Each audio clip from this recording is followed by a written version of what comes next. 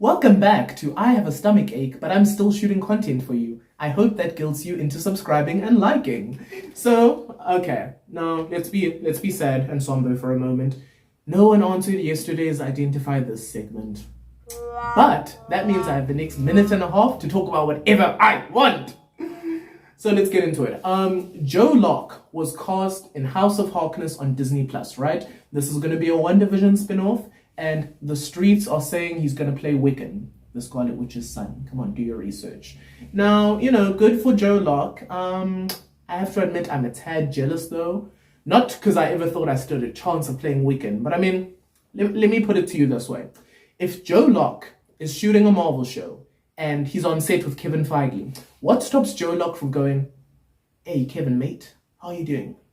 I think you should have Caleb McLaughlin play Miles Morales." You know what I mean? Because I don't want to say I have a dream role on this planet. I'm not going to say that. It would be an honor just to be considered. But, I have a dream role. And if Joe Locke comes in the way of that, I'm coming for you, Joe Locke. So let's keep our mouths shut around Kevin Feige. But with that being said, hi there. My name is Malachi, and welcome back to Xulu Reviews, a channel where I review South African TV shows. The Blood and Water review is coming November 25th. And I pitch music videos, although I'm thinking of moving that to my second channel. Stay tuned, I'll explain more on that tomorrow. Before we get started, let's make sure to take a sip of Oros, because I love money. Please give me a sponsorship, Oros. So, today I'll be sharing my thoughts on episode 247 of season 31 of Generations The Legacy. If you enjoy this type of content, please be sure to like, comment, and subscribe for new videos daily. Excluding weekends, because I like to sleep very, very much. Now, first things first of my pop culture deep dive, thinly veiled as a Generations review. Who are the people in the opening theme? When you watch the opening theme of Generations, some might call it the theme song, even though it's not really a theme song. You see a lot of miscellaneous, different people who are not on the show at all. I understand that these are obviously models or actors who are hired to shoot an opening theme separately, but why not shoot the cast? You know what I mean? Because whenever I include pictures of characters on this channel, I'll take from this cast photo shoot that they did, right? I don't know when they did this photo shoot, although it would have to have been after 2020 because Figile and Ayanda were in it. But anyway, my thought was, because each season of Generations is a year, why not in December, in preparation of the following year, why don't they instead do a shoot featuring all the cast members, right? Because think about all the casual viewers who will stop watching Generations for 3 weeks, then they'll come back and they'll be like, oh, this person is on the show, this person isn't on the show, blah, blah, blah, blah. So I feel doing a yearly cast photo shoot just to show who's there and then having the cast in the opening theme would be a good idea. But I mean, if Mfundi Wunda is happy how it is, Mfundi Wunda is happy how it is. So I just feel this would be a nice way to keep people engaged and understanding, who's on the cast, because the cast is always changing, you know what I mean? But what never changes is the delicious taste of Oros. Take a sip of Oros. Tastes like getting a sponsorship, Oros. Great. Now we need to get straight into the Law Bible. So Mbali's birthday is coming up on Thursday, and the whole family has a surprise planned for her, but she is going to ditch that. More about that later in the video. But earlier in the episode, Lucy lies and tells her that they're going to have a family dinner where they just eat inyamayanga phakathi. Tell me if that's how you pronounce tripe properly. And Mbali says, ugh, tripe. So, Law Bible. Mbali does not like tripe. To think that Nelson Mandela fought for you, Mbali. I'm joking, don't cancel me. Okay, next question. And I ask a lot of questions in this video. Please just feel free to tell me the answer in the comments while sipping some Oros, you know what I mean? Next question. Does anyone know where Siqalo Court is supposed to be located? Earlier in this episode, Nontle walks into her mom's apartment at Siqalo, and Ayanda's like, Shesha, masishana nganyam, ngifanele ngiye Sandton mensch. And my question just becomes, okay, so how far do you live from Sandton? It would be nice to just understand, oh, okay, Sandton's here, Siqalo's here in, I don't know, what's a place in Gauteng? Joburg, and it's an hour and a half away. So if anyone knows where Siqalo's supposed to be, let me know in the comments, please. Next thing. as much as I try to turn my brain off of this, I can't stop thinking about brand deals. You know what I mean? Because these actors, from what I heard from Zoli Aluva, allegedly they're making 95k per month. But they could be standing to make a lot more. So I saw Nontle, because Angete, she's got like extensions right now. And I was like, what's that brand my mamngane wears? Nontle should get an expression deal. And then I saw Malum Kabise, and I was like, he looks like a Malume from Mcimbi. He should get a Maheu deal. And then they played like a Tropica ad on View where I was watching this episode. And I was like, Mbo seems average. Mbo should get a Tropica deal. So, long story short, expression, Maheu, Tropica. But then it didn't stop there. Then I carried on thinking. To quote Miami, then I felt like the Black Oprah. And I was like, you get a brand deal. You get a brand deal. You get a brand deal. You all get brand deals. So yeah, if any of these people need to hire me as like their manager or PR or whatever, you know where to find me. Just comment on the video. Jeez, Buntu Pesle. Anyway, with that being said, let's move on. Does anyone here know how intellectual property works? I'm asking because I remember there was some like big controversy with Beyonce because Alien Superstar has 24 writers, right? And I'm going to say that's because Alien Superstar samples like 3 other songs. So whenever you sample a song, you have to add its writers to your song.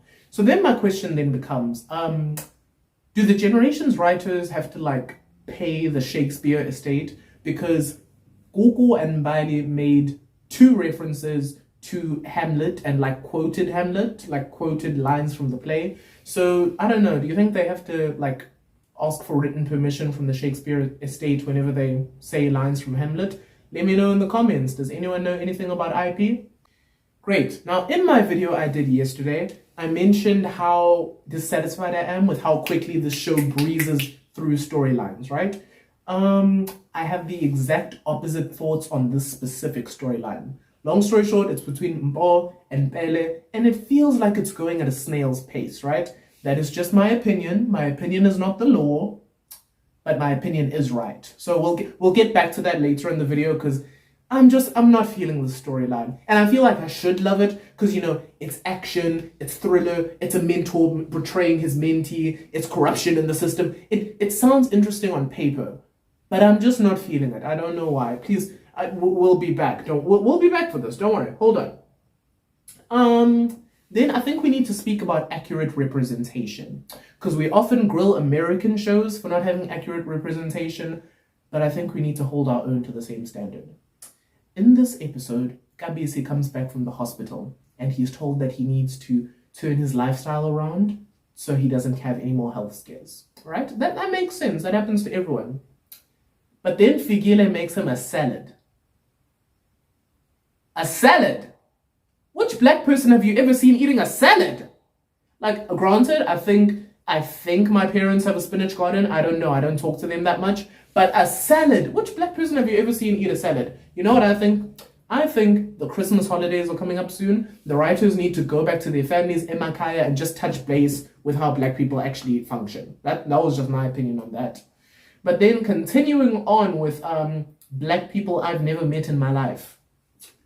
Nonhle is a vegan. I think Nonhle is a vegan. I'm not sure for a fact.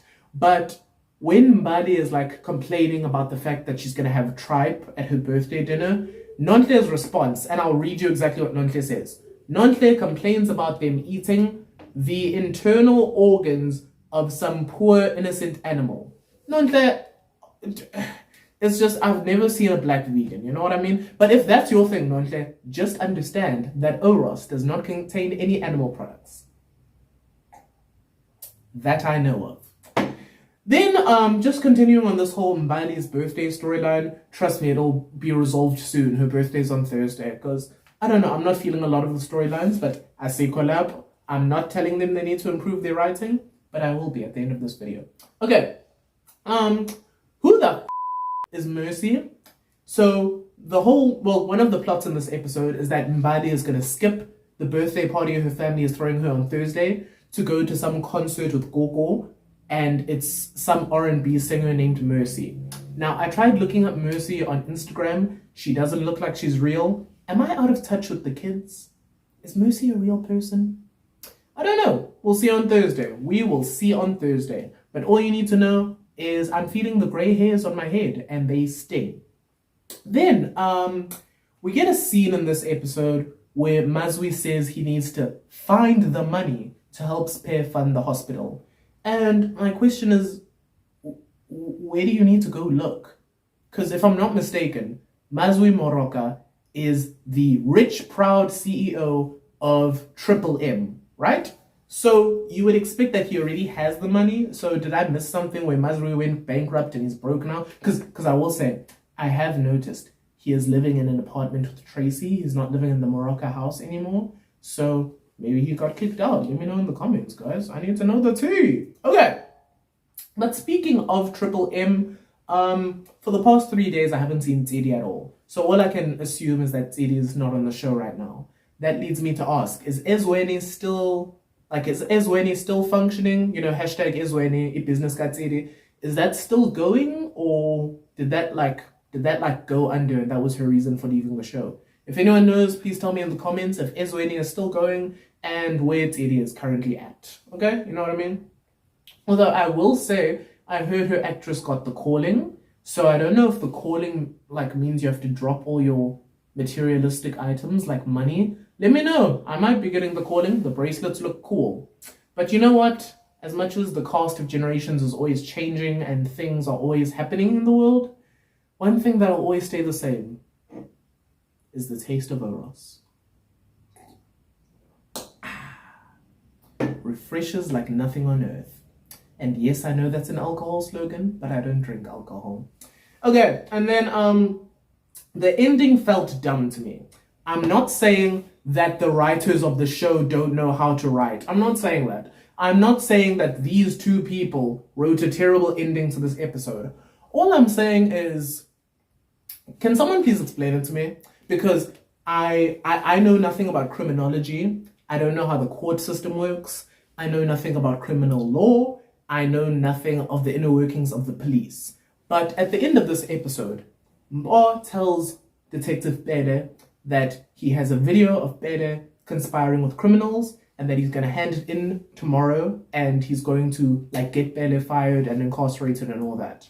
What confuses me is Bede then says, no, you can't hand me in because the recording equipment I got you from the station, I wasn't authorized to give it to you. And then Mbo's like, oh, what am I going to do?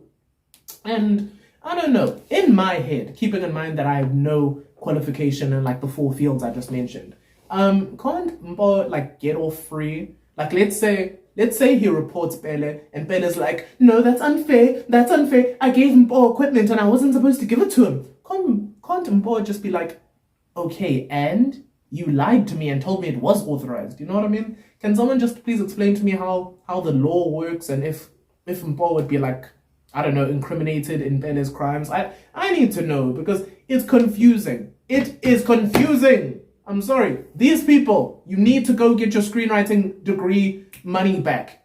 That ending was trash. But what is never trash is the taste of a nice chilled glass of Oros. And with all that being said, that brings us to the end. See? That's how unsatisfied I was when I watched the ending of today's episode. Well, yesterday's episode. If you enjoy this type of content, please be sure to like, comment, and subscribe to my channel for daily uploads. Goodbye!